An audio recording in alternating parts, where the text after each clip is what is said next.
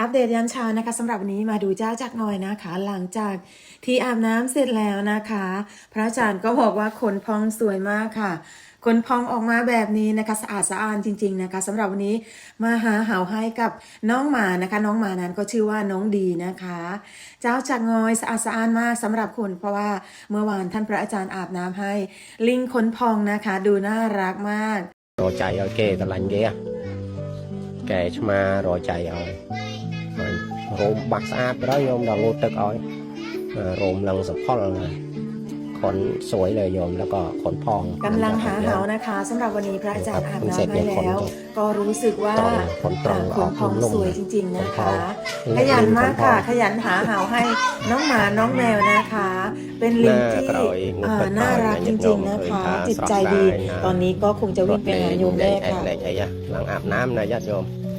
วิ่งไปหาโยมแม่อย่างสบายใจนะ